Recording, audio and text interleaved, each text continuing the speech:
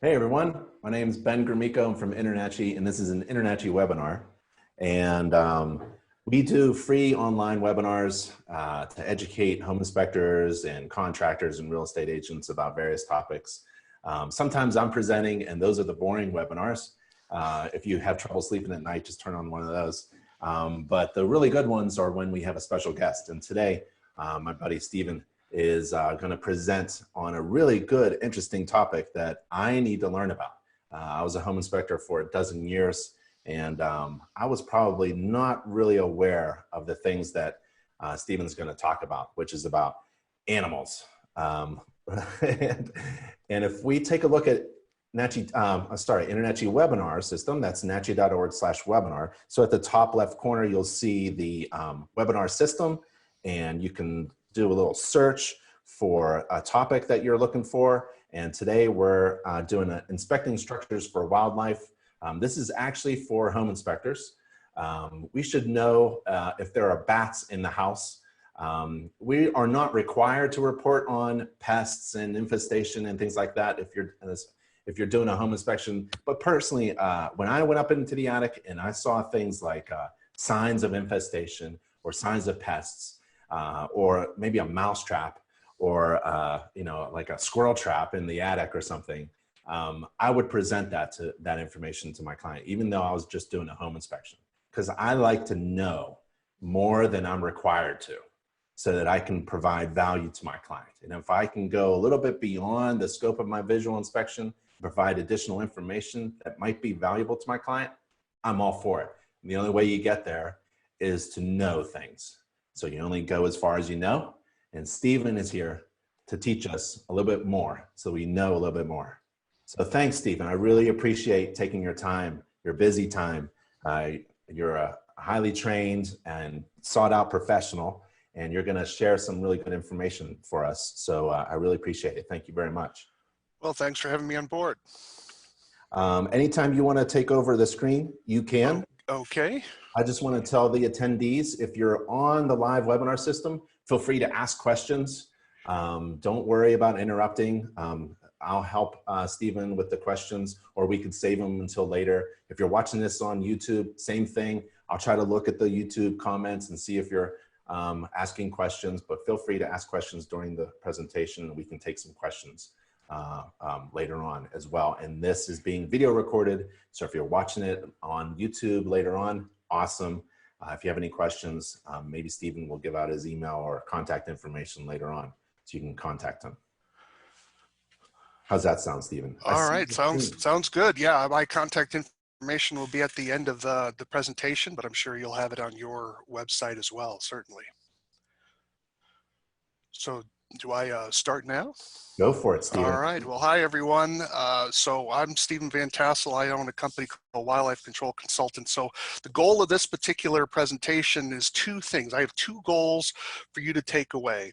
The first goal is to protect yourself. So I'm going to talk about some issues that you're confronting that you may not know you're confronting, and I want you to be safe because we want you to be around to inspect future homes and as well as to stay around for your family and have a wonderful retirement with your career. So we want you to be happy, healthy, and hopefully wealthy as well. Then that's step number one. Step number two is I want to give you some tips to help you identify some things that you might see when you're doing an inspection, so you're like, oh, I know what that is, or give you some tools to help you narrow some things down so that you can be a little more informed, so you can identify particular threats to people. So this particular presentation was based off of a presentation I gave to the American Society of Home Inspectors back, when I was at the University of Nebraska. So we've made some modifications to it, and so you're going to be seeing some advances from that. So why don't we get started? So the first thing, of course, is customers don't like surprises. So here we have an example of, certainly a mouse, and then we have some droppings here in this filing cabinet. So we have an infestation. If you look over here to the right, there are the droppings. I did a close-up shot. That just gives me a moment here. When you're taking photographs, learn how to use your camera. And so it is important. I'm assuming many of you already know how to do that, but when you're taking diagnostic or forensic type photos, photos. It's imperative to make sure you get crisp shots at full resolution. So really learning how to hold that camera still, because even tapping if you're tapping a camera, for instance, to take the shot, sometimes that little micro vibration can do a lot. So really learn how to use your camera, and also something for scale, because if you get close enough, even a mouse dropping can look like a bear dropped it. So we want to be sure you're using the right thing. The second thing is recognize that sometimes your surprises are visible. You can see them readily, like the bats hanging on the exterior of this particular vent. Now this is a vent that has mosquito netting, and so the bats came in under the vent and they're just hanging up on that mosquito netting because it hasn't eaten through yet, and so they're not in the attic, they're just simply hanging on that vent. But over time, the urine and guano is going to break through that particular screening, and they're going to be able to get access into that particular building. This is why we always tell people, screen your vents from the outside, never from the inside. They're always to be screened from the outside. But some threats, of course, are harder to see, and that's when we're starting to get down in the insect area. Fleas can transmit various diseases. Murine typhus would be certainly one of them, and they're certainly going to be annoying to clients when they have them. So fleas are associated with certain wildlife species, particularly in the South. You have possums under someone's deck or something. They'll often carry fleas. Those fleas can then be moved into the house, particularly if they have pets as well. So those can be long-term problems. But it can also be an issue when you're crawling through into that crawl space, or you may be getting the creepy crawlies after you finish going through a crawl space. And that may not all be in your head. It may actually be that you do have some creepy crawlies on you that you need to be aware of. And then, of course, some issues are extremely hard to see, and I'm talking here about Histoplasma capsulatum. This is the fungus that causes the infection, histoplasmosis. Those of you living in the Ohio River Valley are particularly vulnerable to this.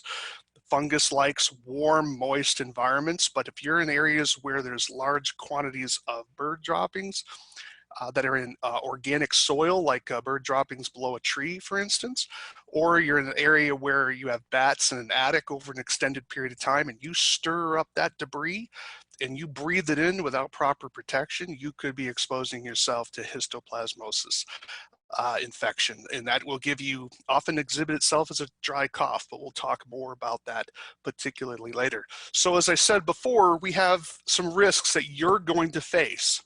Those risks are both with disease, but you also have risks of physical danger when we're dealing with wildlife as well. And then we have the client side of issues, and that is how wildlife can impact negatively certainly the looks of a structure, but also the physical integrity of that particular structure. And so we'll be highlighting some of those things for you as well. So let's talk about your health. I want you to be healthy, and I want you to protect yourself. So we'll give you a new term for many of you, I'm sure, is zoonotics. What does zoonotics mean? Well, it means diseases transmitted from wildlife or animals that can be transmitted to people. And so here's an interesting statistic for you, that is 60% of all infectious diseases are zoonotic in origin.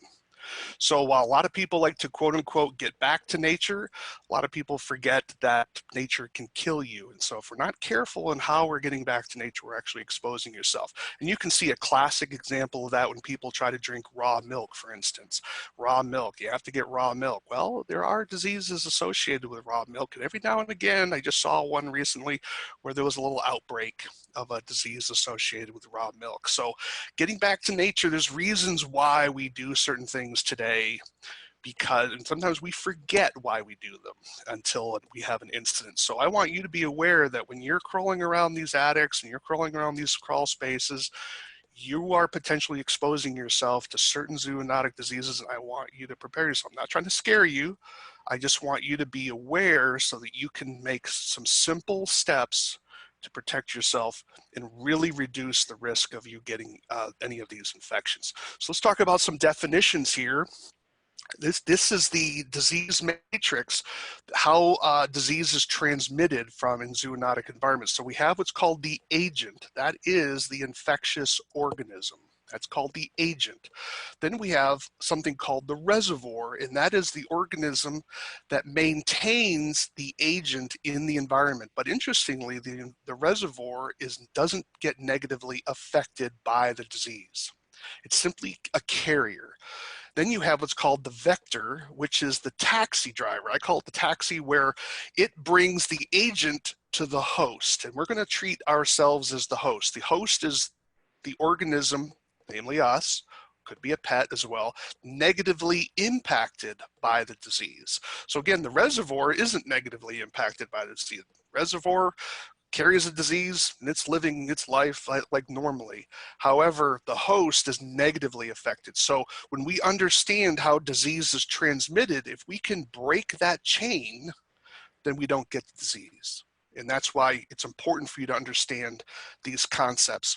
So here's an example of rabies. A lot of people are certainly aware of rabies. Rabies is a zoonotic disease. It's carried in wildlife, mammals particularly, and it's can be transmitted to us typically through a bite. So we have the agent, that is the rabies virus here in the left. It's called the rhabdovirus because it looks like a bullet, and it's carried by bats, not all bats. It's a very small percentage of bats, but bats are one of the carriers.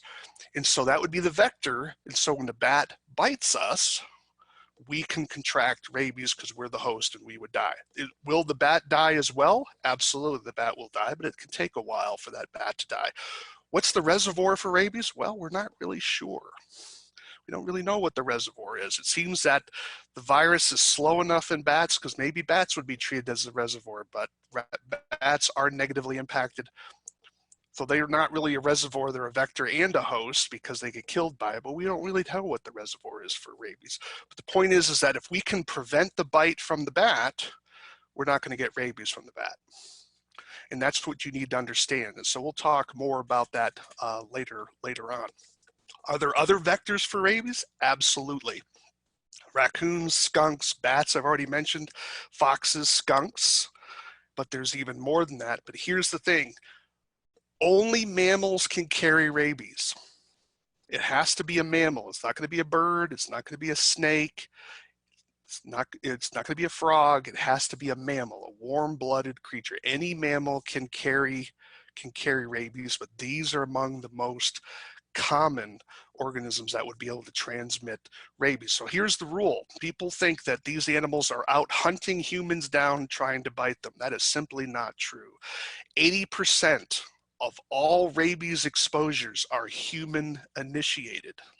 Now what that means in English, it means that the human went to the animal, not the animal to the human. Often this occurs with kids going over to quote unquote help the raccoon. And so therefore they get bit. They get too close and the animal lashes out and all of a sudden there's an exposure. So 80%, so here's the bottom line. If you see animals, leave them alone. Even when you see them in an attic, leave them alone. Back off, go away, and you'll find yourself, animals are typically not chasing humans down. So we don't want to create some fear mongering here. Rabies exhibits itself in two different forms called the furious. This is the one that gets in the newspapers. That's where the animal starts acting crazy and it can chase you, although this is relatively rare. But then there's also the dumb and paralytic phase where the animal becomes very passive. This is where most people get exposed to rabies because they're trying to help the animal. Well, maybe it got hit by a car. Maybe I want to go over and maybe it's injured or something, and then they get too close. They don't know what they're doing and they get bit at that particular point. So rabies can exhibit itself in two different ways. But the biggest challenge, of course, is people with bats. This is why we don't want bats in people's houses, because when bats are in people's houses, there's potential for that bat to come down into the living space and have an exposure. The problem with bat bites is that a person can be bitten while they're sleeping and not know it. Notice what I have here in this picture. It's a little pixelated, but I want you to see, or not, what you don't see here is you don't see definitive bite marks. Now we've had to circle the spot where the bat bit. Now if you're awake and you get bit by a bat, you're going to know it. But if you're asleep, you can be bit by a bat and wake up and you may think, well, won't I see the bite marks? And the answer is probably not, because you're looking at pinpricks and that will be enough to expose you to rabies. And so whenever someone has a bat in their living space, that bat needs to be captured and then discuss discuss the situation with a health official to see if that bat needs to be tested for rabies and whether there are any rabies shots that need to be transmitted. So don't hit it with a tennis racket, because we need to have an intact brain with the bat. So I know that that's something that most of you are never going to encounter in your work with home inspecting. But I want you to appreciate how important it is that if you see signs of bats, and we'll get to that, we'll show you what those signs are going to be. If you see it, why it's important to make that known to your client. And even if you end up having bats in your own house and you have a bat flying around your living space, make sure that bat gets captured and you contact health officials, because people can be bitten and not know it. I had a colleague of mine out of Colorado. He was doing some bat work and he knew exactly where he was bitten. He was awake at the time. He was doing bat work. 45 minutes later, he drove, he was at the hospital. He knew exactly where he was bitten. The medical doctor had magnifying glass, was looking at the spot where he was bitten. The doctor could not see the bite mark. So a word to the wise is sufficient, because most of the people who have died of rabies in the United States have died from bat bite exposures. But you know what? There are ways to get rabies, and that's with cats and dogs. Unfortunately, we have a lot of people in America, particularly with cats, who don't think that their cat needs rabies vaccines. And so they let their cats roam around and ravage the countryside, killing everything it can find. Of course, that cat is encountering wildlife, and it's eating animals, and sometimes can be contracting rabies through that way, and then bringing those rabies back to the household. So I'm going to tell you right straight off, I would avoid petting animals. If you have the owner there, it's your call. That's sort of a customer service thing, but I tend not to be handling people's pets if I don't know them, because you don't know where that pet has been. And with cats, you don't know where that cat has been. In California, we've had situations where cats have brought plague back to their owners. So cats are a real problem. Free-range cats are a significant issue, but they can also carry rabies. And so you can see all the different testings that have occurred here in the United States. This is data you can get from the CDC.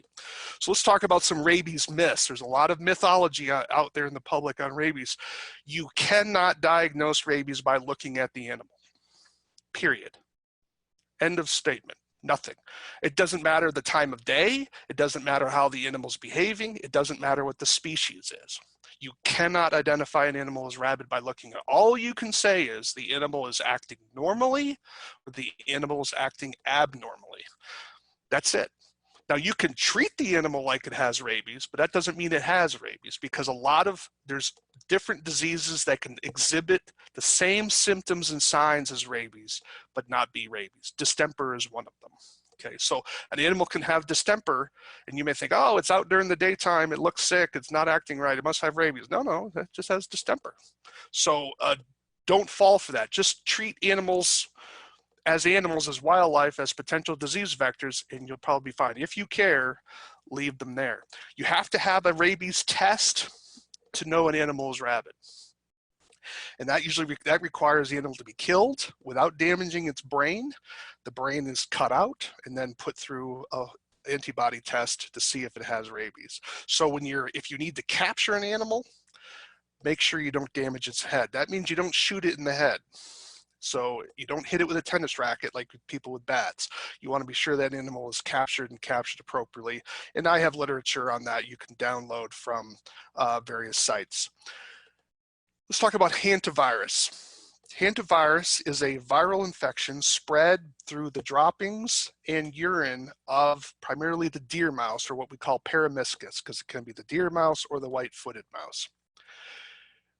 Why is this an issue? Because you're going to be crawling through areas where mice have been present, and they're pooping and you may be aerosolizing that material, inhaling it, and getting yourself, and a few weeks later you think, oh, I must have the flu. And you don't have the flu. You might have been exposed to hantavirus.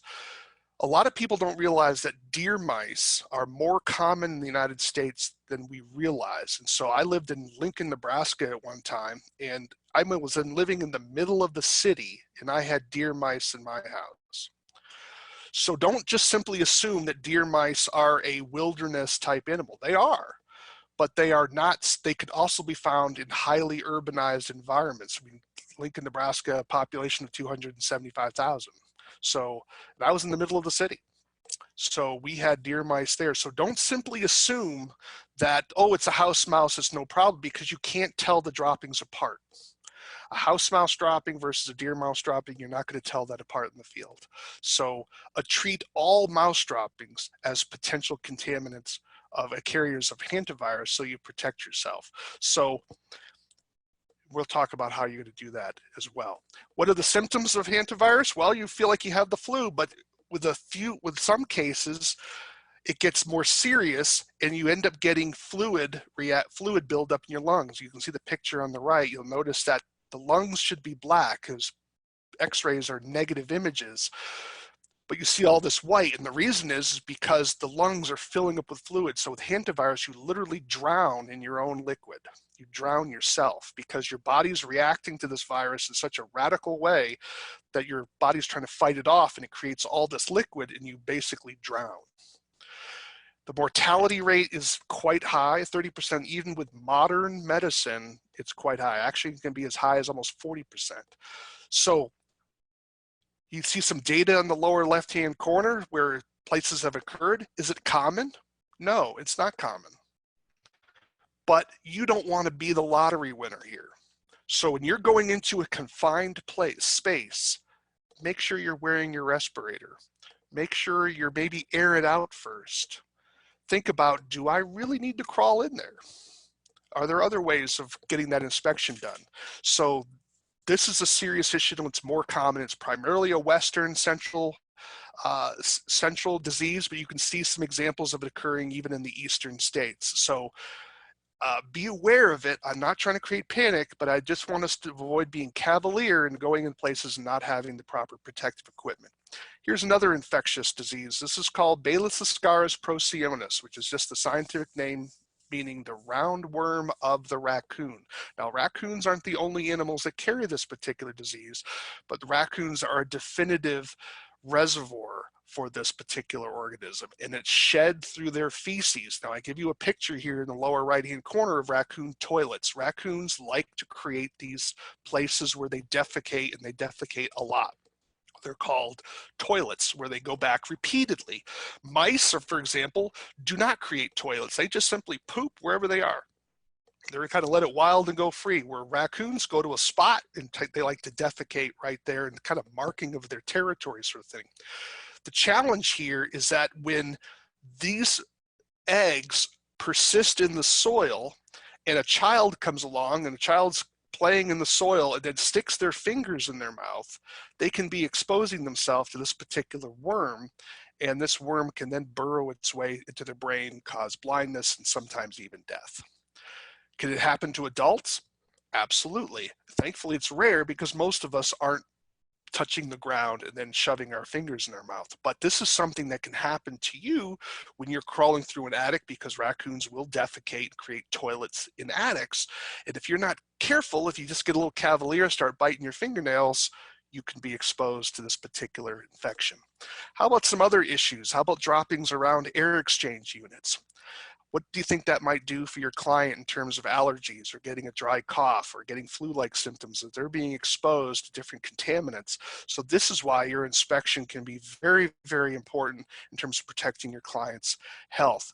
Here's an example of raccoon roundworm. You'll notice the left-hand image is your non-infective version, but after a few days, when a raccoon sheds its feces, in about 7 to 10 days or so maybe up to 14, that egg then becomes infective. And then you can see the worms from a single raccoon, and each one of those worms, as long as it's a female, is going to be shedding eggs in their feces. And so you can literally have hundreds of thousands of eggs being shed in a raccoon dropping. And how long will they persist in the environment?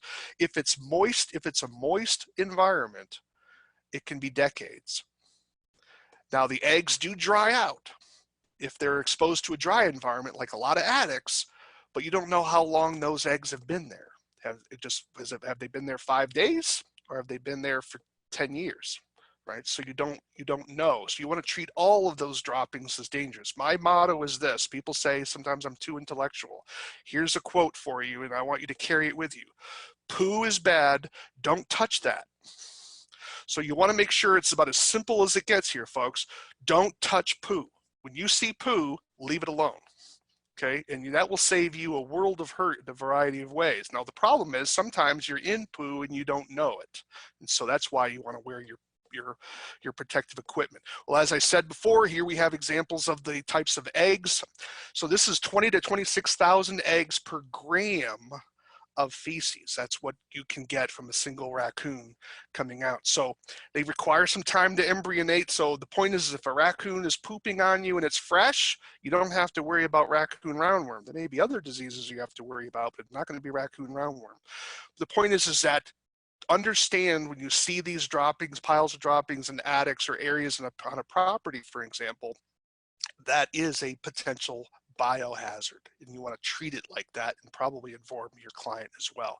Where do we find these latrines? Well, typically they occur in these locations, although they can be found elsewhere, but the research out of California shows these types of spots are typical for raccoon toilets. Roofs, ground, wood piles. I don't know why they like to defecate in wood piles.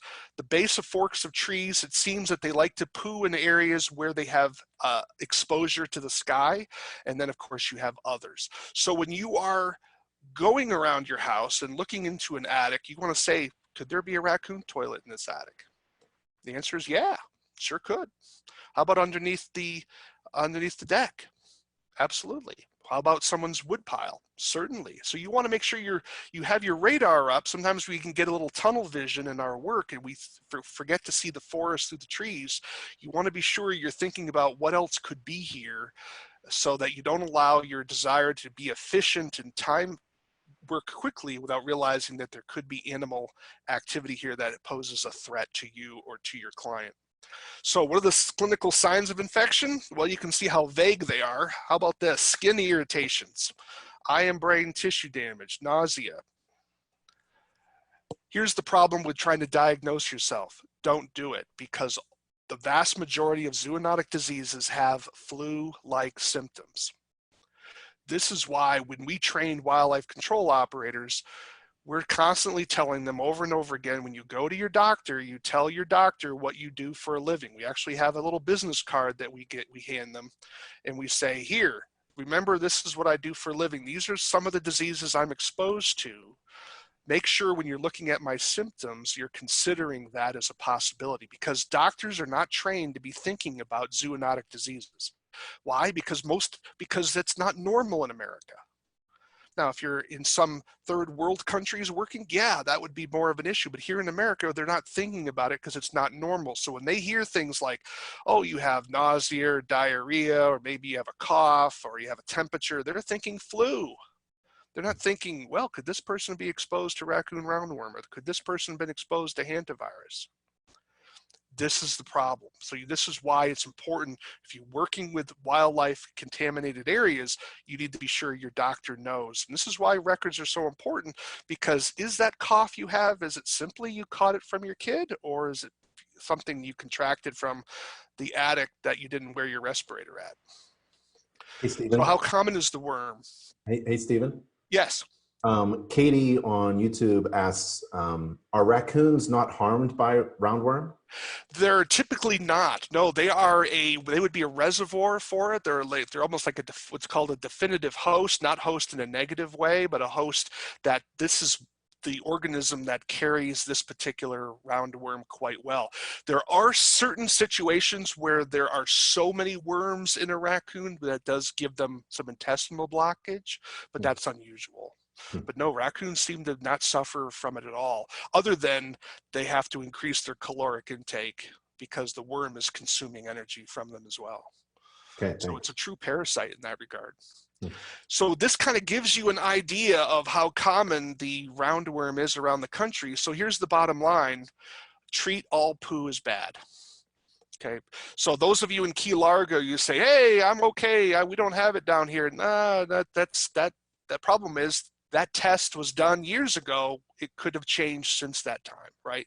So just assume the worst. It's called universal precautions. It's the same thing when you go to your doctor or you go to the hospital. They're all wearing gloves. They're all treating you like you're diseased, not because necessarily you are diseased, but because they're wanting to assume if they treat everyone as potential infectious, then they protect themselves, right? And so that's what you want to do when you're going to that house. You're going to ask the question, what diseases could I be exposed to at this particular house, and act accordingly.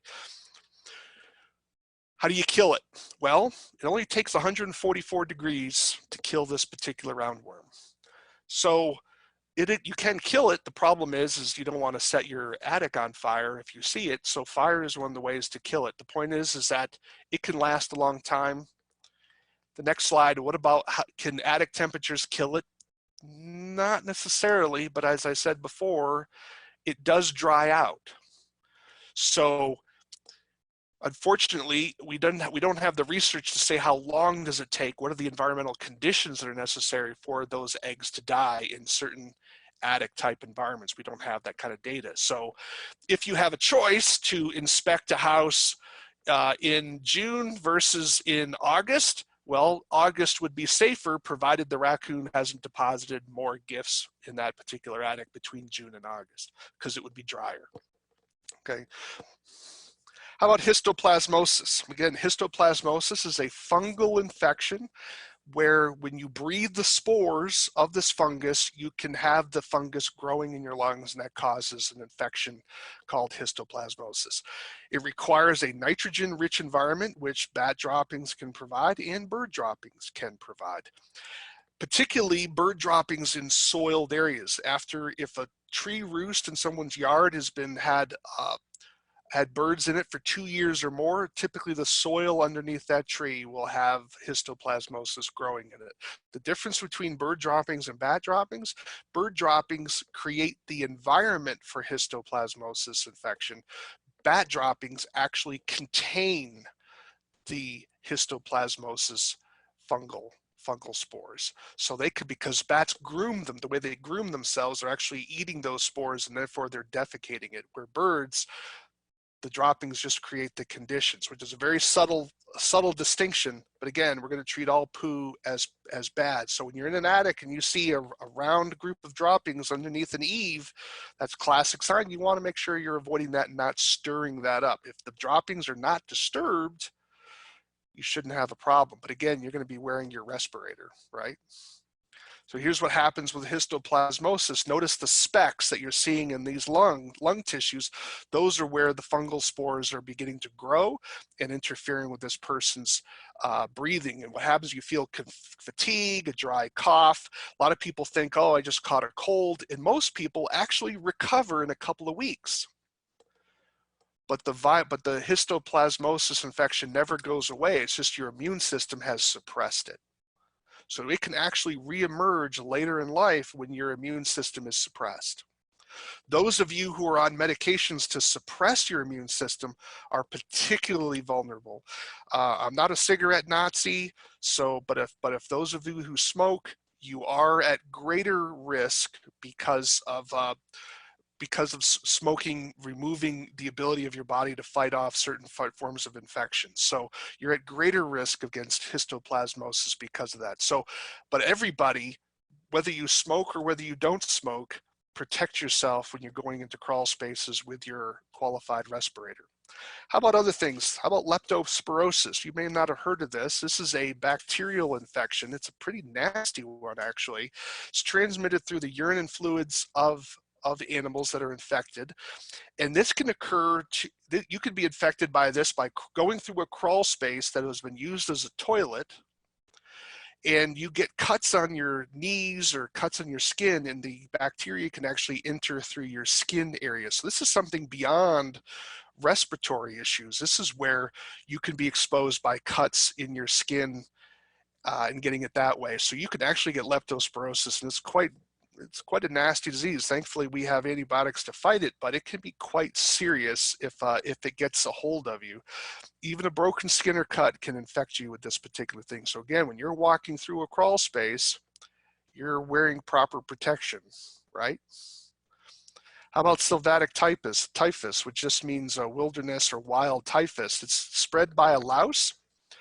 And for those of you who are in areas where you have flying squirrels, like southern flying squirrels and northern flying squirrels, so typically they tend to be an east coast and a more pine tree type creature. So if you're living in an area where there's a lot of pine trees or evergreen trees, you will be in an area likely with flying squirrels. And so you can see our flying squirrel toilet right here in this particular house. Notice how wet it looks, because flying squirrels will pee and defecate at the time before they begin to exit the structure. And that is a classic sign of flying squirrel presence. So in the South, I think it was South Carolina, where a person was living within a house that had flying squirrels, they ended up getting sylvatic typhus from this louse. Again, quite rare. So I'm talking about things that are rather rare in our country, but we're in a different situation because we're exposing ourselves more than the average American is going to be exposing themselves. So it may be rare in general, but we're not doing we're rare people doing jobs that most people aren't doing. So this is why I'm mentioning this, because so our statistics are going to be higher than the general population. So just be aware of it, that this can happen. How about ectoparasites? These are parasites on the outside of our body, things like bird mites and ticks and fleas that I've mentioned. How about bed bugs? If we're going to look closely at this particular chair, so watch where you sit in someone's house, for instance, you may find yourself getting into where a bed bug is. Now, I'm going to flip back. You see the chair? You see the middle, the X here at the top? Let me get my cursor up right in here. Boom. There's a bed bug there. Do you see all the blood splattering here? This is where the bed bug is fed and then defecated, and then you get these black spots. So watch where you sit, watch where you kneel, watch where you put your hands, because you may have a visitor coming home with you. That's going to be quite unpleasant for you. Bat bugs look very similar to bed bugs. So, but they're a different species, but they have some of the same behaviors as bed bugs. The point is, we just want to be aware that there are ectoparasites that you can expose yourself to when you're going into a structure. How about bat ticks? This is relatively rare, but they do occur. This is a soft-shelled tick. Most of us are going to be familiar with the hard-shelled ticks. Presently, we have no evidence that they transmit disease to us, but I'd always be cautious when you hear that word presently, because it probably means we haven't done enough research yet. So anything that's a blood feeder, I'd be nervous about. So just be aware that this is going to be something that's around when you have bat infestations in particular houses. And the real challenge is when the bats get removed, the ticks often they don't stay on the bat. They feed and then leave the bat. So when the bats are gone, they have to then search for a new host, and then they're searching for people. How about pigeons and bacteria? We talked about some bird droppings here. Here's an example again. Poo is bad, don't touch that. But if you're going into an area an attic where there's all kinds of bird droppings, there's other things besides histoplasmosis to be concerned about. You have Campylobacter jejuni and Chlamydia psittaci. These are bacterial infections that we can contract. Now again, these are extraordinarily rare infections. But for those of you that have weakened immune systems, maybe you're on immune suppressing drugs, or maybe you have diabetes, or maybe you're undergoing cancer treatments that will also damage your immune system, you are particularly vulnerable to this. It doesn't mean those of us who are healthy are not vulnerable to it, but again, it's a qualitative change here. This is why it's important for you to wear your PPE. How about pigeons and allergies? This is something I think happened to me in my work. I have some chronic allergies that I struggle with. I think my work with wildlife over the years increased my allergic reaction, because an allergic reaction is where our body is reacting to a protein that it doesn't like anymore. And if we're exposed to that protein over and over and over again, for some people, their immune system starts treating it like an enemy. That's what an allergy is. So when you're dealing with birds, the research has found that people that have birds on the outside of a building and they're constantly pooping, that those proteins from the droppings can be getting into the house And over time, a certain portion of the population will develop allergies to those droppings, and that is a problem. So it's how often you're exposed, the volume of your exposure, and how can determine your sensitivity. So it's not just simply infections that we need to be concerned about, it's also that we could develop allergic reactions later in our career if we're not being careful with our exposure. It's just one of the hazards of working in these environments. So now that I've probably scared some of you, let's talk about risk. How do we explain risk? Because I've talked about things are low. These are not common infections. But risk is the potential for exposure, which is how frequently are you exposed and how long are you exposed, times the severity of the outcome. In other words, if I'm saying, what's the likelihood of my getting into a car crash driving to the store? You may say, well, I'm only going to be in the car for 5 minutes. I'm only doing it once a week. I'm a good driver. I have a really good car. It has an A+ safety rating. So the severity of the outcome is maybe I have a fender bender. That's a pretty low risk. But when we're dealing with something like rabies, you say, well, what's the likelihood of my getting rabies? Well, I'm not handling bats. I'm not catching animals. It's going to be pretty low. But the severity of the outcome, if I contract rabies, I die. So that's a pretty severe risk, even though the possibility of it's quite low. How about flying? How about inspecting a house? Well, you have physical risks. Will I fall off the ladder? But now I've given you additional risks. Are you being exposed to a zoonotic disease? So how do we mitigate that risk properly so that we become sane in our work? And so we want to be sure. You say, well, Stephen, I've never heard of people contracting these diseases. This is why. Our immune system fights it off. Sometimes we just get lucky. Sometimes we caught it and our body fought it off and we thought it was something else. Oh, I caught it from the kids. Or we didn't get enough exposure to convert to that particular disease. Those are great at risk. I've already mentioned this, so I'm not going to spend a lot of time here. But obviously, if you have a weakened immune system, you're going to be at a greater risk than other people. So how do we mitigate this risk? I'm not telling you all to quit your jobs and work at a desk job in a store or something. No, that's not what I'm saying. Is that when we implement certain prudent behaviors, the risk of us contracting one of these drops dramatically, beyond the low risk you already have right now.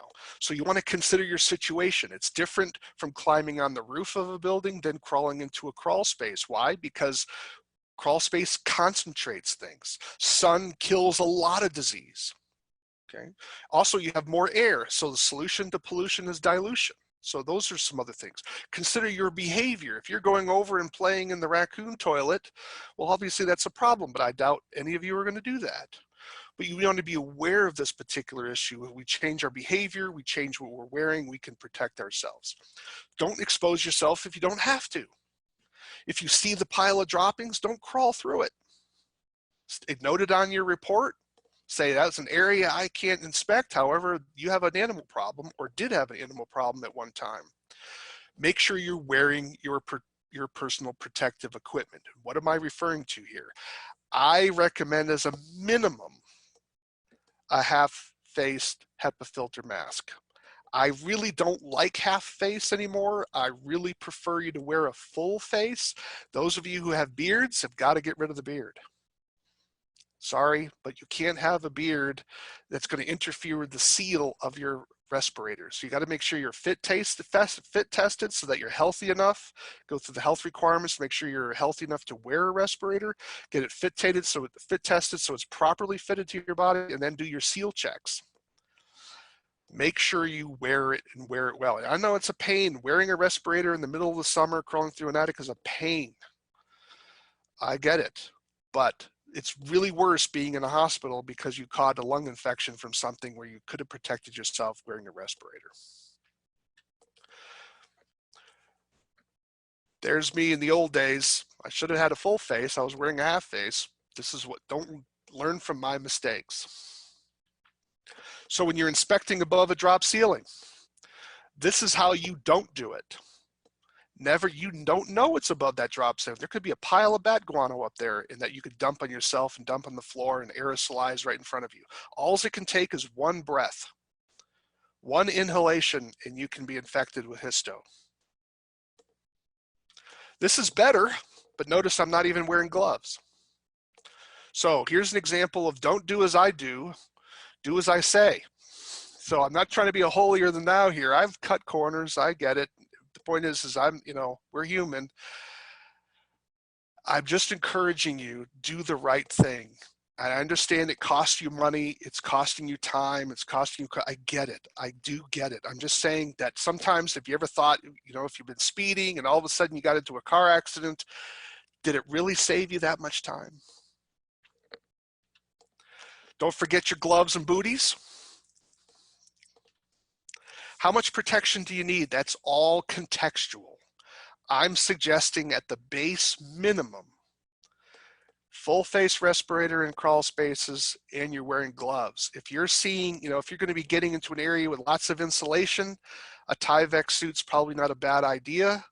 If you see something, then you can certainly respond to it and then maybe stop, get your full Tyvek suit on, or make a decision you're not going to inspect any further. If I'm going through a place like a crawl space underneath a deck, or an area where I think that cats have been present or dogs or animals have been present in, I'm going to strongly recommend that you wear your Tyvek suit.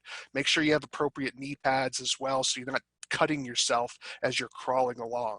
And then when you get home, you're going to strip off all this stuff, put your dirty clothes into the laundry, shower before you hug your kids. There have been incidences where people have had contaminated clothing and their children come up, how kids come up and hug you on your legs, and the dust that came off of the pant legs infected their children. Okay, rare? Absolutely, extraordinarily rare. But you don't want to be the lottery winner on this. Okay, so remove your PPE properly, because you can contaminate, because remember there's contamination on the outside of that. So make sure you know how to remove that properly so you're not contaminating yourself, and then store your mask properly after you've cleaned it. So how much protection you need depends on your context. Where are you going? And you kind of know if you're dealing with a house that's 100 years old, there's probably a greater risk there than a house that was just built.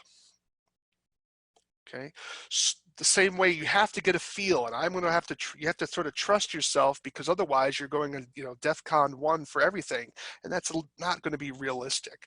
But you want to be able to identify and say, what could be in here, and act appropriately. What's the particular threat that I could face here? And we'll give you some examples of what some of those threats are and how to identify them. So context, notice we have a difference.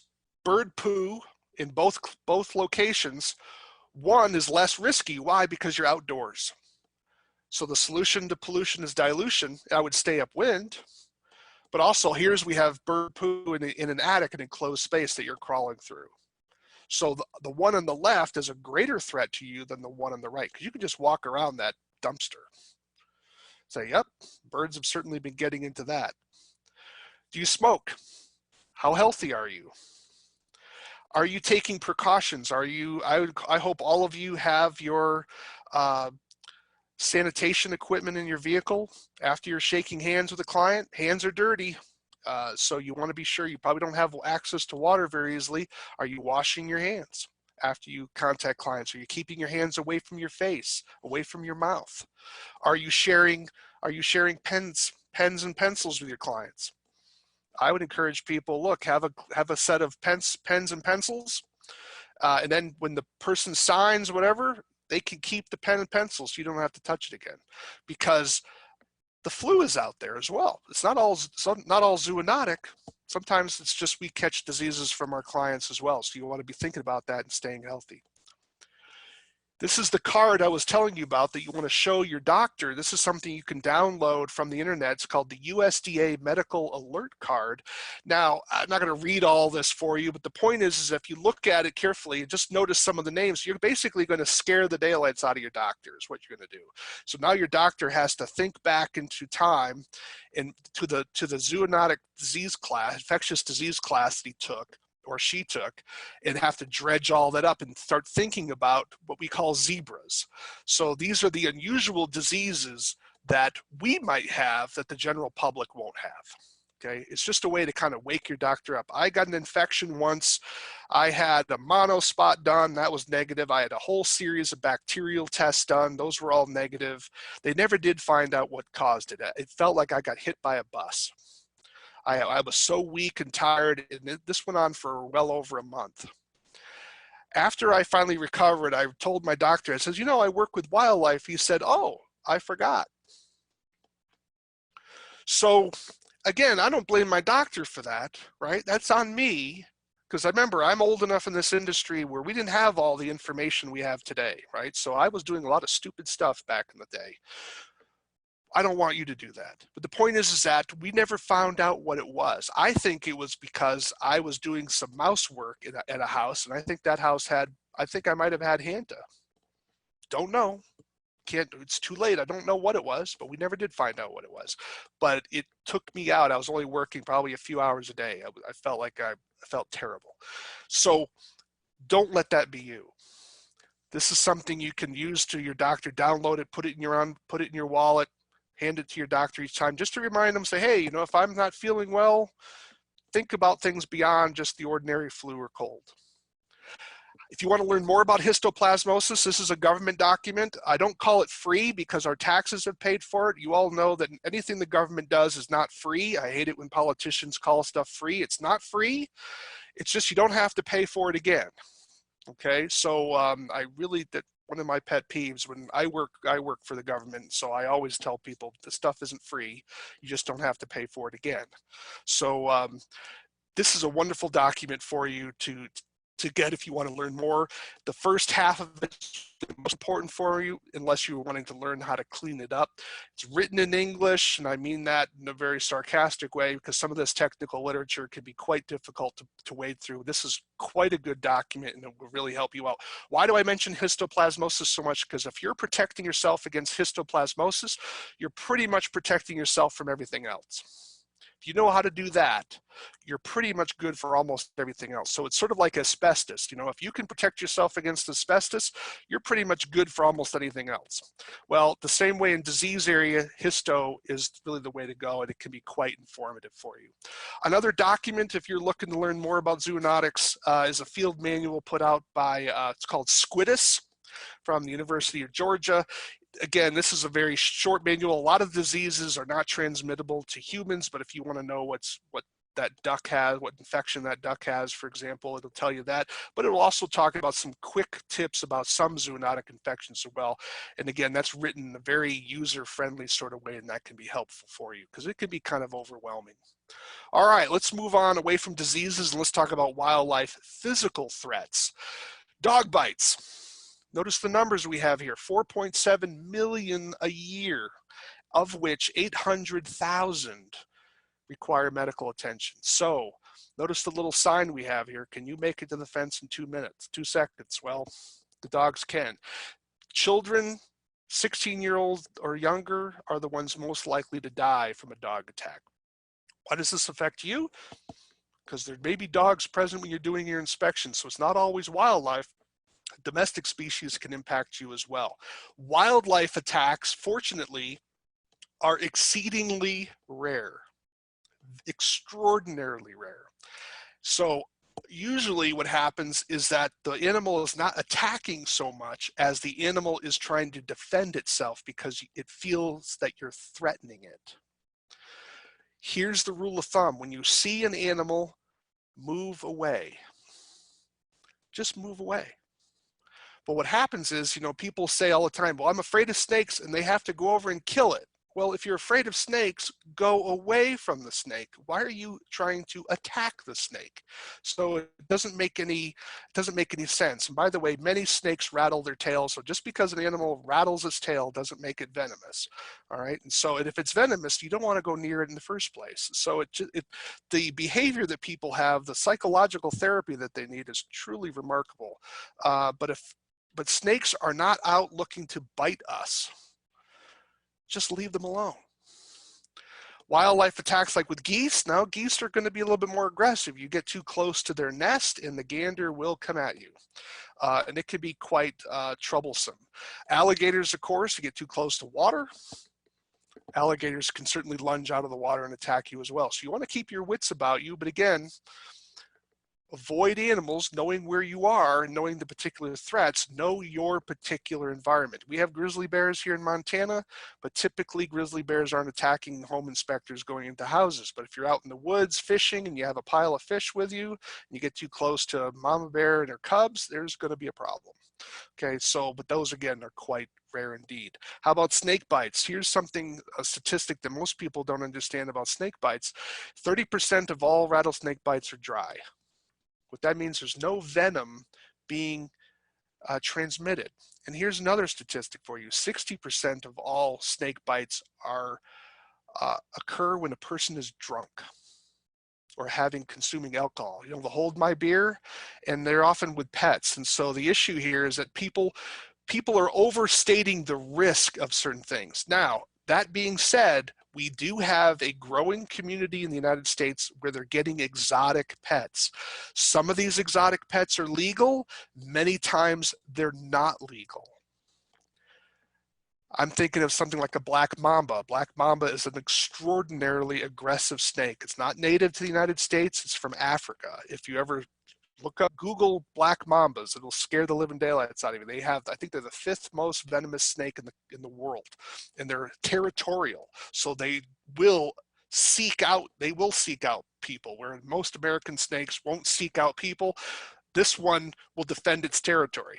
But again, it's just something you want to keep in the back of your mind. Or is it possible that there's some exotic animals in this house that may have gotten away that they didn't tell you about? You know, don't know. I think it's just something to keep in the back of your mind. How about structural integrity with wildlife? We're now moving over to the inspection side. Wildlife can damage property and can damage it severely. The picture on the right was a 1/2-inch piece of plywood, brand new. The carpenter thought that the squirrel had left the house and thought, well, I'll just close the door behind the squirrel. Well, he was correct. The squirrel did leave the house. The problem was he forgot about the young the squirrel left behind. So female squirrel came back, gnawed through 1/2-inch brand new plywood. Let me give you a clue here. Tree squirrels are beaver that climb. We need to appreciate the power that they have in their jaws. I'm not talking about flying squirrels. I'm not talking about red squirrels. I'm talking about fox squirrels and gray squirrels. They're beaver that climb, and that gives you an indication of what that squirrel can do. Here in the left-hand picture, it's a little hard to see, but you'll see that little groove where I'm taking this picture through the water because a chipmunk burrowed underneath this person's pool, and then the weight of the water collapsed the tunnel, stretching the liner. So the damage can be quite severe when people have certain wildlife issues. Here's an example of mouse activity. One of my pet projects is trying to get people in America to understand how devastating mice are to a structure. I think Mickey Mouse has done a lot of damage to our country, okay? Disney has done a lot of damage to our country because people think that animals talk, and they think that they can have a communion with these animals. And so Mickey Mouse has done this. Notice this, after just a few short weeks, mice have riddled through this insulation. This was a particular study done out of the University of Nebraska. This is happening over time. So when people have mice, I'm not even talking about disease here. I'm just talking about what did this do to the R value of this particular structure. And mice are doing that all the time. So if you have a situation with mice, take it seriously. This is damaging this person's property. How about bird droppings and roofs? Again, we're not talking about disease here. We're talking about weight. Dry weight of bird droppings is 18 pounds per cubic foot. Now, what happens when you have birds on top of a gas station roof here, and then it rains? The poo has clogged the downspouts, and now that's all filling up with water. Do you think some of those have collapsed? The answer is yes, some of them have collapsed. How about buildings where they haven't taken the time to close off the windows and you have pigeons flying in and out day after day after day? Those pigeons are dropping feces in those particular buildings. Do you think the weight of that over time is going to affect that attic or that particular floor? Absolutely, it's going to. And it's not necessarily going to be dry weight either. How about rodents and wires? Rodents have a tendency to gnaw. That's what they do. They always gnaw. Now, people think they gnaw to grind down their teeth. Well, they do, but they don't have to gnaw on an external object. They can actually gnaw on their own teeth to grind their teeth down because their incisors are constantly growing. But if they have something else available, hey, why not? It feels good. They can gnaw off the rubber off this particular wire. The wire on the right is a conduit wire in a power substation, gnawed by a tree squirrel. So again, these fires that occur in structures that are old, some of them are caused because people have allowed rodents to be present in those structures and they're gnawing wires, and finally there's a short and all of a sudden the house mysteriously lights up. Do you all know how to use a mirror? Mirrors are important. You can actually use a good mirror and shine a light on it and reflect behind areas that you can't see. So you can do a lot with a flashlight, a good strong flashlight and a mirror to look into areas that you can't quite see with your ordinary eyes because you can't reach that particular area. So definitely get used to using a mirror. This is why I recommend people having a good spotlight. This is different from using a flashlight. I'm talking about a spotlight. A spotlight is a dedicated light with a very high intensity beam. I like 1,000,000 candle power, or if we're going into lumens, perhaps over 1,000 lumens with a nice concentrated tight beam. And the reason is I want you to look at this photo and I want you to ask the question, can you see the hole? Now, the answer to the question is no, you can't. Can you see it now? Do you know where the bats are getting in now? Do you know where the bats are getting in? Do you know where the bats are getting in? That's what you say, well, Stephen, how do you know that? Well, because when you're using a powerful light and you illuminate a dark spot, if the dark spot stays dark, it means the light is not reflecting back to you. That means there's a gap. And bats only need 3/8 of an inch to get in. And that's how the bats were getting in. So eaves, ridge vents are a common problem for houses, especially a lot of new houses, of course, have ridge vents. A lot of them are not installed very well. In our industry, we usually love contractors because they make so much work for us, because they only care about water. They're not thinking about wildlife. So how do we do some inspection? So we're getting into more of the inspection principles. This is something I would certainly suggest for you before you even get to the house, and that is swoop in with a Google Earth. Get Google Earth and swoop in and check the house out from a distance. You know, what kind of ladders would you might need? What kind of obstructions? Now, granted, there is a time delay because you don't know how long ago that shot was taken. It could maybe 5 years, but it gives you a start to start the process, particularly if you're able to talk to the client. You're able to fly in while they're on the phone. You're able to talk to the person and then verify that the picture you're seeing from Google is still accurate with the person's client. It might save you some time and effort, particularly when you have to bring some specialized equipment. When we're talking about inspection, I want you to think about what I call the inspection theory of zones. And what that means is, you know that certain parts of a community are in better repair than other parts of a community. You know that certain parts of a community might have more challenges with wildlife because there may be water nearby, there may be a woods nearby, and you get a sense of where that is. So when you know that certain parts of the city that you're working in are going to have different types of problems than other parts of the city. And that's the first line of defense when you're thinking about inspection for wildlife. Know the species in your particular state and area, and then say, where are those animals going to be located in my particular community?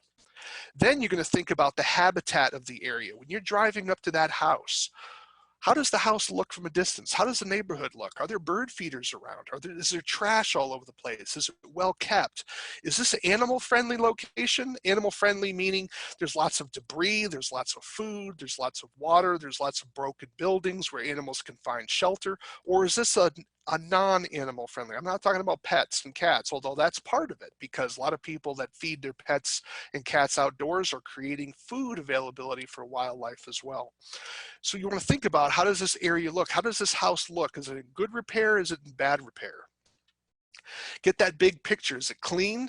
Notice the tree branch hanging over this particular structure. That's a squirrel highway. Now, is a squirrel using it? I don't know. I'd have to inspect the building. But when you see that, that makes it very easy for an animal to access that particular roof. Does it mean that the animal can't access it without that tree branch? No, but we're talking about ease of access. Think of it like the locking the door to your house. Could a burglar get through the lock on the door of your house? Absolutely. So why do you lock your house? Well, you do it to slow the burglar down. If you want to slow them down more, you get deadbolts. If you want to slow them down more, you may get an alarm. If you want to slow them down more, you may get a big dog.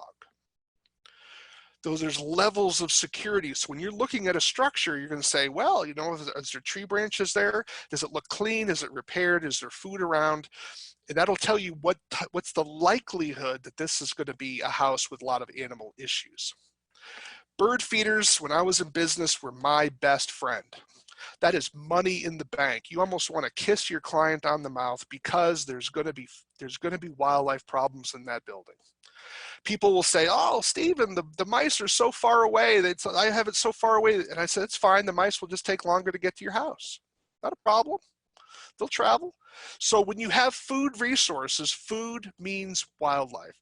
So this is what we call supply side economics. A lot of people don't understand supply side economics. Supply side economics says this: where there is a supply, there will be a demand to meet it.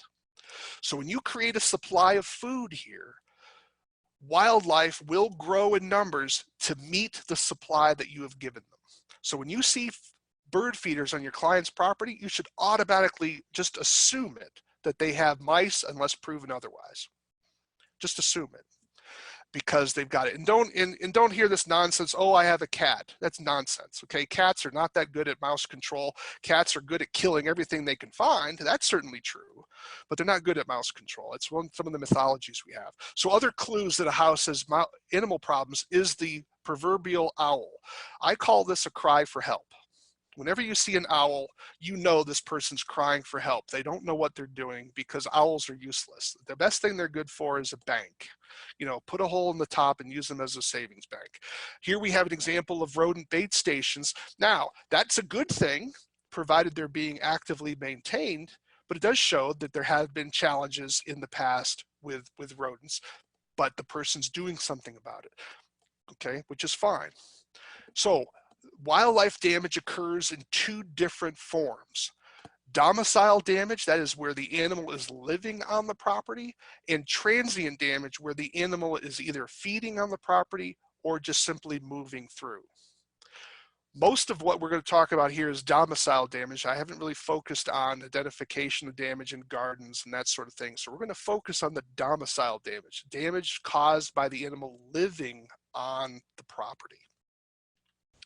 So let's talk about how you need to see. In order to be a good inspector, you have to think about, do you know how to observe? And this is becoming increasingly difficult for us in America, because we're so enamored with our cell phones, we've lost the ability to truly look at things. And by look, I mean, look at our field of vision. When we're normally looking around a room, we have 140-degree field of vision. But I want you to focus your attention on one spot. When you're doing an inspection, and you might be doing this naturally and not even consciously thinking about it, but to really observe certain signs of animals, because remember, animals are not looking to make their presence known, so we have to look for their presence. You have to learn how to look carefully. Is there a smudge mark on that paint, where the animal's body oils have darkened that, because it may not be very dark. I'm going to show you some pictures that are quite dark to just kind of illustrate it, but when you're looking at areas with minimal infestation or maybe early infestation, you have to learn how to look very, very carefully, and you have to look at spot, at spot, at spot. For example, take a look at this particular picture and ask yourself, what do you see?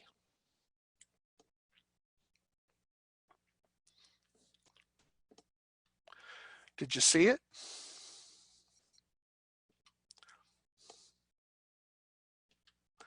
Now, granted, this is not a fair test, but I'm trying to illustrate the importance of how you have to be a true seer, you have to look at spot to spot to spot. You can't just simply gestalt it. You can't look at the entire picture.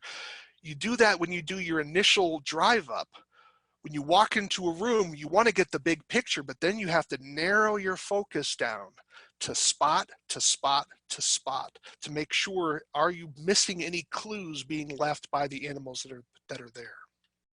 So animal sign falls into various categories. I'm going to focus on primarily two, and we'll have sometimes occasionally the third one where it travels, okay?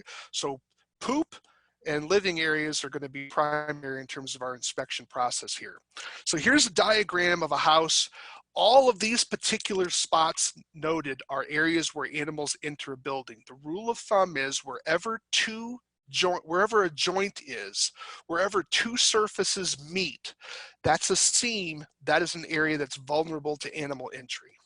Very rarely do animals go through a board directly. Often they'll go through where two boards meet. Now there are exceptions, but as a general rule, it's where there's ever a form of a breach of a house. So these are the areas that you'd want to focus your attention at if you're looking to find where animals are getting inside of the structure. So how do you know how an animal is entering the structure? Well, I like to inspect from the outside of the structure first. Why? Because the animal has to break the exterior of the building in order to get in, and it's often easier to find that opening from the outside than it is from the inside. Okay, because there's a lot of barriers on the inside of a structure, as I'm sure many of you already know. So what are the rules of thumb to how to identify what animal got in? And so here's a rule of thumb for you. So if you're talking with a client, do you have a hole in your house that's a great size of a grapefruit? Why do I say grapefruit? Because most people don't know what 4 inches is. They don't think that way. It's not being rude. It's just that they're not carpenters. They're not working with a ruler all day long. So they can't perceive what 4 inches is, but they know what a grapefruit looks like, what a tennis ball looks like. So notice what I said there. A raccoon only needs 4 inches to get inside of a house. If you can stick your fist into it, a raccoon can get into it. You say, how is it possible? Because most people don't compensate for the big hair. Raccoons have big hair, okay? So squirrels only need a tennis ball. Rats need a golf ball. Mice need a pencil. Okay? So if you can inspect for mice, you can inspect for everything else. That's a piece of cake, okay? So we're going to talk about some sign when you're looking at a building saying, what could possibly be here? Bats. One of the easiest ways to look for bats is to look for their guano. Okay, they're defecating as they're exiting the structure. Sometimes they're defecating when they're coming into the structure. Here in the upper left, we're going to go kind of clockwise here. The bats are defecating on this particular sill. That's pretty obvious. I would hope all of you could see that. That's pretty obvious. There's going to be bat guano there. There's a problem. How about this with a chimney though? You see the gap between these two flues? Bats were flying in and out of that. How about the lower right? You see that white area? You know what caused that? Because bats, when they were getting into this attic, they landed on that spot and broke away the paint and then crawled into the gap. How about the lower left-hand photo? That's a cobweb with bat droppings in it. When was the last time you looked at cobwebs on a house to see if there were droppings in it? Okay. More typically, if you're seeing bat droppings along this foundation sill on the upper left, and then of course you see that guano pile, that's classic droppings. If you ever have people telling you, well, I have droppings on my deck and I sweep them every day and they keep reappearing, that's bats. Okay, that's the animal doing that. Okay, it's pretty straightforward. I know many of you may not have those types of conversations with your clients per se, but the reality is that is one clue. So whenever you see that sort of circular type design, that's going to be classic bat. And I'm going to give you some tips on identifying guano here in a bit. How about mouse habitat? Just assume mice are everywhere. Mice are one of the most most successful mammals in the world, because house mice, for example, have thrive in human impacted environments. They're actually called a commensal rodent because they share our table. It's from the Latin word commensal, meaning share table. So they actually share our table, which they do. So whenever you see areas like this grassland out here, that's a mouse factory. And so those mice, as they're reproducing, are going to be looking for structures for the wintertime to live in, and they're going to move across the street and get into that particular house. When you see things like wood piles, that's structure. Mice need structure. Why? Because when you're small and everything eats you, you need a place to hide.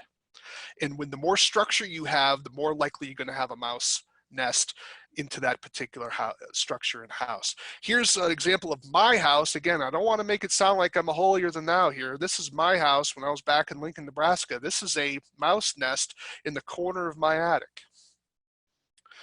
They were climbing up a vine that was going along this particular pole and created a huge nesting area there.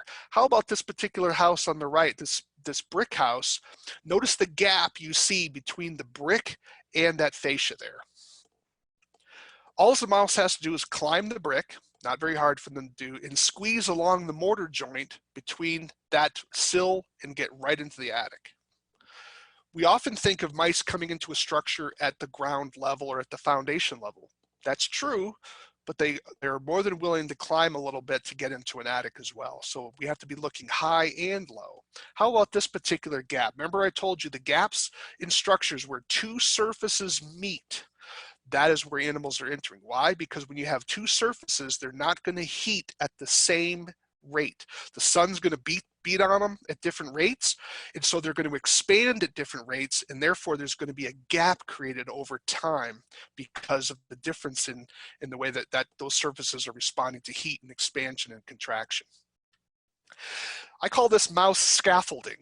This is where the person wanted to make it easier for mice to enter the house, so they wanted to be sure the mouse had something to climb on. How about pipes? Pipes are notorious for allowing access into structures. Again, that's a thick pen. That's a highway for mice getting into a house. A lot of people underestimate how well mice can climb. The weakest mouse can jump almost 10 inches vertical. Now imagine what the mice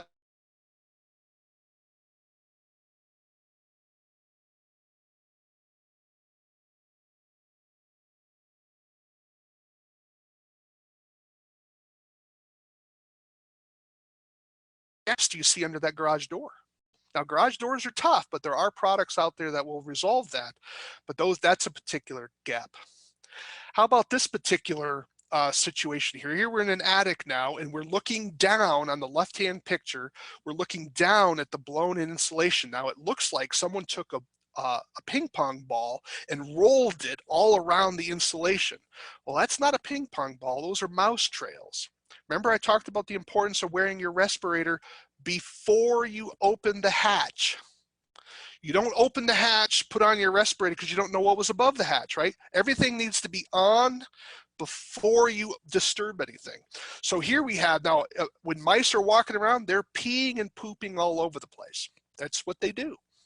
So you don't want to be crawling around in this or even sticking your head up here without having the proper protection. Here we have, it's a little harder to see, but if you look carefully at it in the middle, you'll see a trail going from the corner in the upper right, upper right here, down through here. See the trail? That's another mouse trail. So blown insulation can teach you a lot. For those of you who are dealing with fiberglass insulation, if you take the time to just lift some of that insulation to see the board underneath it, you'll often see trails or droppings underneath that as well. Gnaw damage, if you measure it, mice gnaws are 2 millimeters wide, rat gnaws are 4 millimeters wide. How about chipmunks going up the corners of houses? You'll find a lot of your houses here have gaps in the corners here, often gaps along the sill plate that chipmunks can explore.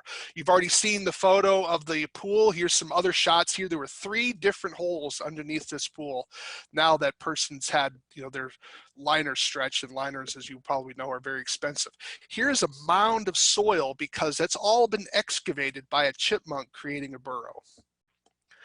You know, for those of you living in pocket gopher country, you might think, well, pocket gopher created that. No, no, no. In this case, this is all from one chipmunk burrowing out a den. Now imagine what type of structural damage might occur if this was on a hill where they were trying to an embankment, how that would destabilize that embankment over time. So that could be a problem.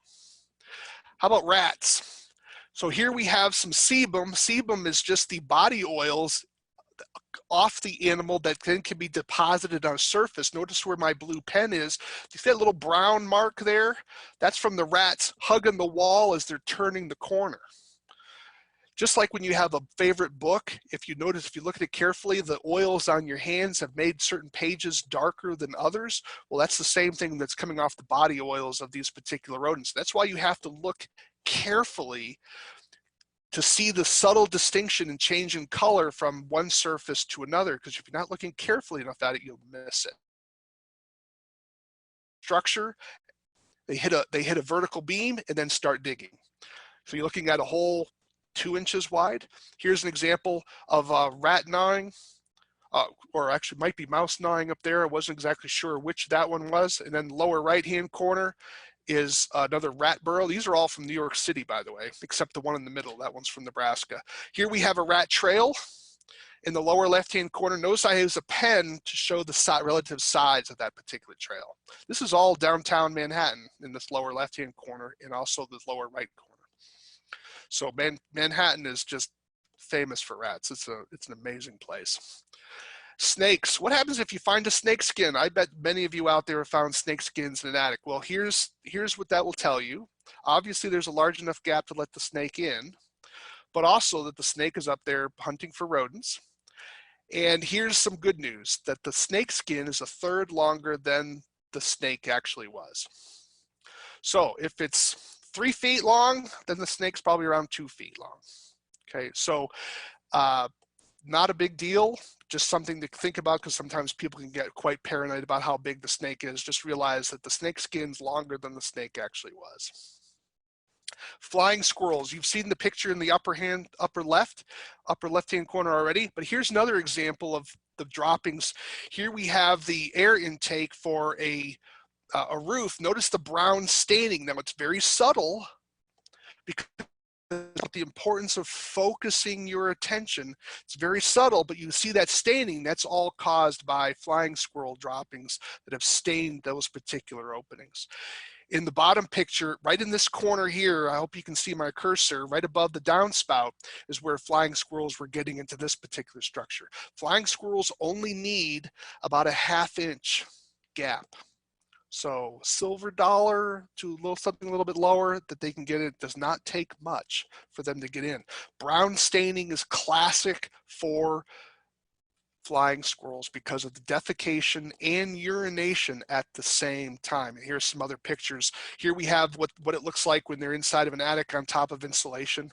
And here's another shot of that particular air intake area for the attic. How about red squirrels? Here we have look at the snow on the roof. That can often tell you something. Here's a trail right on the snow of the roof where an animal is moving in and out. Sometimes that makes it very easy. Don't even need a ladder to find that. But if you're looking at the screen, what I call the mosquito netting, here we have 2 holes here and here that a red squirrel was using to access this particular attic. So this is why I'm not a big fan of mosquito netting, because it works great to keep out mosquitoes, but it's not very durable. This is why all screens need to be screened with 1/4 inch hardware cloth on the exterior of the building. If you see a pile of pine cones, that's classic squirrel, because red squirrels are different than gray and fox squirrels. Gray and fox squirrels are what's called scatter caches. They'll take one nut, deposit it in the yard, take another nut, deposit it elsewhere in the yard. Red squirrels do it differently. They pile all their food in one spot. You can take out a garbage can bag full of these in an attic, or sometimes you'll see them in downspouts. That's classic sign of red squirrel. Here's some other examples of damage with gray and fox squirrel. Here they have gnawed on the lead flashing of this particular chimney.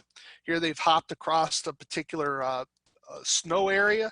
Here they've gnawed into the corner of the building. Again, you're looking for that baseball size hole. And here's another example in the corner where they've gone in. And if you check gutters, gutters can tell you a lot sometimes. When you're seeing a lot of debris in gutters, that's often giving you a clue something is not right in this particular house.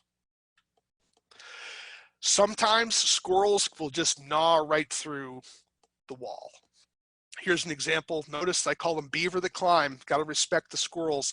If you see acorns or larger walnut shells like this, squirrels and rats have the ability to gnaw it in half. Mice have to gnaw at the end because they don't have the jaw power, but a squirrel will break it right in half because of their jaw power. Here's an example of where they're gnawing on electrical wires as well. You have to get up and close and personal. Here's where a squirrel was climbing this stone and then slipped underneath the vent eave to access the attic in that particular direction. The picture on the left, you'll notice how worn it is. Now, you may look at that real quick and like, oh, that's nothing. No, that was actually caused by the squirrel climbing the corner of the building and taking off the stone embedded into the tar there. It was actually wearing it down. But again, if you're not looking carefully, would you have noticed it? Raccoons. Raccoons are like elephants walking through an attic. They will literally just stomp everything down. They are, people call them in my industry, they call them trash pandas. So they are an incredible creature, incredible climbing ability. And this is how an attic can look if they've been in there for a while. The upper right-hand corner shows you raccoons climbing the downspouts. So do you check the downspouts? Do you see smudges on them? Well, that's classic sign of raccoons climbing the downspouts. So will a raccoon use a tree branch to access a roof? Absolutely. But a raccoon doesn't need that. You could just climb the downspout to the roof. Not a problem. That's all those smudge marks are caused by raccoons. Here's where a raccoon just simply broke through the corner of a roof. And you would not necessarily see that unless you were climbing a ladder or getting far enough away from the house to see that hole exposed, because again, it only takes 4 inches for the raccoon to squeeze in. And then in the lower right hand corner, you see that little change in coloration on the ceiling. That's from a raccoon toilet that's starting to seep through the sheetrock. Birds. Birds are pretty easy because you're dealing with white droppings. White droppings are a clue for birds. They also create these kind of voluminous nests and crevice dwellers. The lower left-hand picture is actually the nest of a starling. Starlings like to fill the void, and so they will literally keep bringing in grass, trying to fill this attic void in this building. It's amazing. That'll fill a 30-gallon trash bag. Okay, so if you see that, you know you're dealing with starlings. On the picture on the right, I want you to look at it carefully and ask yourself, can you see it? Can you see where the birds are? And I hope you can, because they're going to be right up here. See the line of white? Okay. Again, bird droppings and nests, pretty straightforward. Again, you see the whitewash here, classic sign of birds. Most of us are going to be pretty familiar with that. But when you're inspecting, you want to be thinking about those gaps. Here we have a ridge vent. Sometimes the end of the ridge vent is not covered. Here we have a bunch of pipes going into an attic from probably, I think, an air conditioner system. But notice it's not sealed up. That's easy access for an animal. Here we have mushroom vents. These should never be sealed from inside the attic. They always should be sealed from the outside, because if you seal them on the inside, you create a platform for an animal to build a nest. And if it's a motorized unit, then that unit will heat up and then start the nesting material on fire. This is why you always secure those vents from the exterior, not the interior of the structure. Chimneys. Well, you ask your client, are your chimneys capped? And they'll say, oh yeah, they're capped. Well, this flue isn't capped because they forgot about that one. And then this one, yeah, it has sort of a cheap cap on it, but notice how it's bent, allowing an animal entry into the chimney. Now, in some of you, you don't have raccoons in your chimney in your part of the country. Don't worry, they'll figure it out eventually. But on the East Coast, the raccoons have learned how to do that. And so it's very common for raccoons to use this as a maternity nest where they'll raise young above the smoke shelf. in the smoke shelf areas. So people will complain of hearing chirping inside of their fireplace, and they think it's birds. It's not birds. It's going to be raccoons. If they hear a grinding noise, that's going to be chimney swifts, and that's much different than the chirping of raccoons. How about the other types of chimneys? When you're dealing with the double-walled chimneys that are steel, these can often be receptacles for birds, because birds will come up here. Notice how this is not screened properly.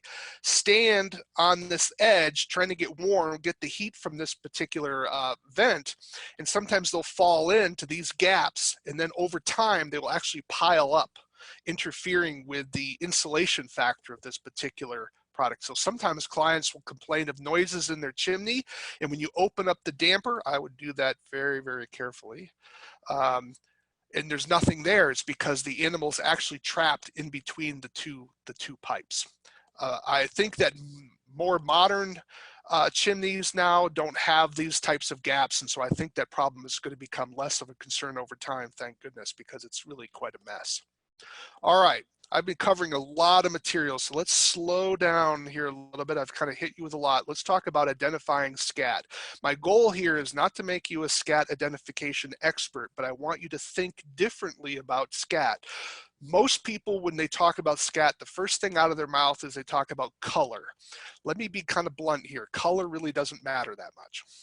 If you don't believe me, eat spinach for a week and tell me what the difference is. Okay, color doesn't matter. Okay, color is really irrelevant. What we're looking for is the width of the scat and the length of the scat, and the width actually is more important. And I want to ask you a question. Can you think of why? I'll let you ponder that. Okay, so when we're looking at scat, we want to think about structure, the structure of the scat. So whenever you see a pellet like this, you want to think rodent. All rodents have this similar type of structure, whether it's a mouse all the way up to a prairie dog or even a beaver. They're all that kind of same pelletized shape. If you're dealing with a tube with some slight indentations, you're dealing with a carnivore. If you have a plop, we're not really quite sure what it is. There you have to identify it based on the size. How much volume do you see in the scat? And if you ever see a scat with a white cap, you're either dealing with a snake or a bird. We already know the bird because birds poop and pee at the same time. So that nitrous area is what creates that white cap. So whenever you see white, you only have two options. Either going to be a snake or it's going to be a bird. But everything else, I want you to think about structure, and the width of the scat is actually more indicative than the length, because the length can vary depending on the fiber that the animal is eating at that particular time. So the next question you want to ask, is the droppings piled or are they individual? So here we have examples of piled. This is a raccoon toilet, as I showed you before on the left. Here we have bat droppings on the right. Notice how I have an object in the scale, in the picture for scale. Now I like to use pennies because I don't have to pick them up again. Okay, remember, poo is bad. Don't touch that, all right? So we want to be careful when you're taking photos that you're not getting too close and disturbing things. Here's some examples of raccoon poop. Notice the inclusions in the raccoon scat. One of the ways you can tell the difference between wild animals and domestic animals is domestic animals are typically fed manufactured food, which is finely ground. So you won't see any inclusions. You won't see seeds, you won't see bones, you won't see hair in that scat necessarily the way you will in other types of animals. Notice the raccoon here, he's been eating some berries and he has all these seeds in his scat. So raccoon scat looks like something like a large Tootsie Roll in a sense. They're kind of thick, there's little cuts through them.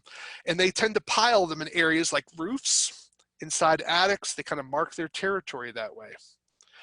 Shrews, you might have encountered shrews in someone's house. Have you ever had a situation saying, you know, I have mouse traps and I keep catching mice, but something's eating them?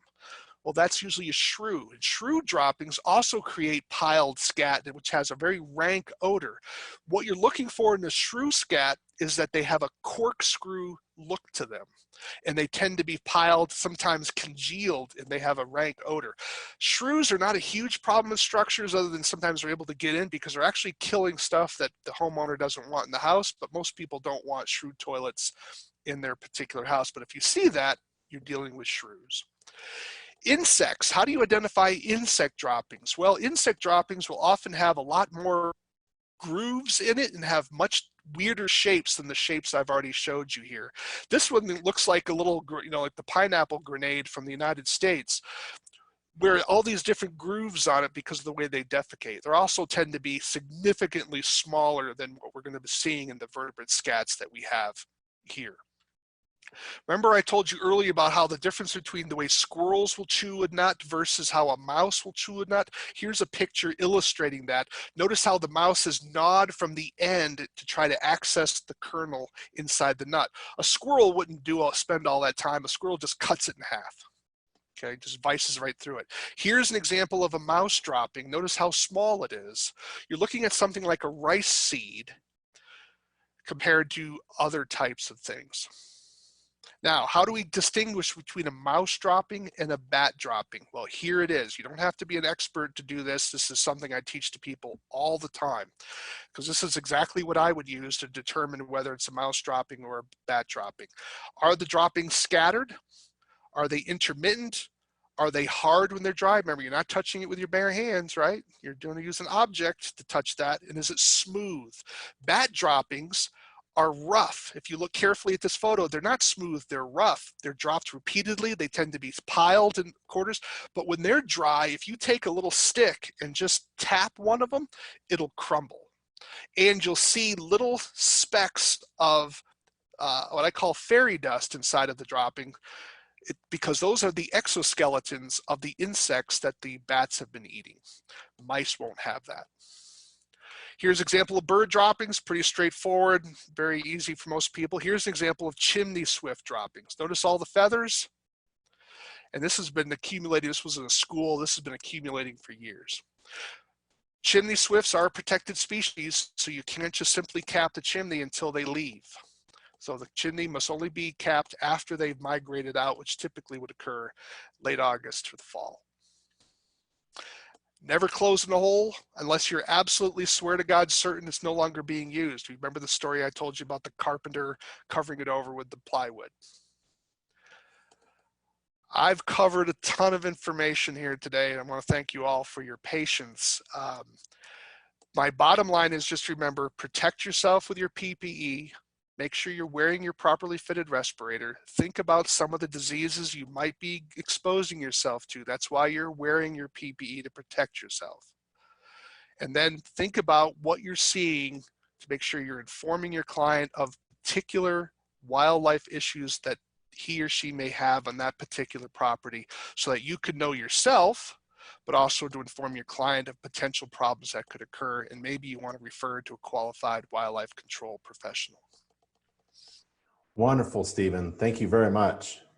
I'm looking at some questions, and we only have one. It was from John a little while back when we were talking about protecting yourself. He said, how do you do a fit test, or where do you get one done? Okay, fit tests would typically be done. I've been telling people to call their local fire department and say, hey, where do you get your fit testing done? So fit testing can be done in two different ways. There's a qualitative test, and then there's called a quantitative test. Quantitative tests are where they hook you up to a computer to see if everything's fitting properly. A qualitative test is you're using certain odors and to see if you smell it. If you smell the odor, then you know that the fit is wrong. So you have two different ways of doing it, but you could call your health department or call your local fire department and say, hey, because they have to get fit tested all the time. And they'll tell you the company around. Usually companies that sell, not like Home Depot or something, but more of your selective areas where they're selling you the high-end equipment for safety, they'll know where you're doing some fit testing, or they might do it themselves. Yep. And definitely get fit tested. It's supposed to be done once a year, or if you've had a major weight change. In our online COVID course, we have a COVID course for home inspectors and contractors. We found a couple really good OSHA videos about how to do a fit test for cloth regulators and half masks and full masks. So if you are on the NACHI site, you can go to our COVID course and take a look, or you can just Google OSHA videos about fit testing your mask. Stephen, I want to thank you. It was really great. It was really good information. I really appreciate it. Well, thank you. It was pretty amazing to see some of the pictures that you presented, and I remember seeing a lot of that stuff. Yes, it's more common than people realize. So, I appreciate it. Thank you, buddy. Thanks, everybody. Stay safe and healthy, everyone. Thanks for being on the webinar today, and I'll catch you later. Thanks, Stephen, again. Bye-bye now. Bye.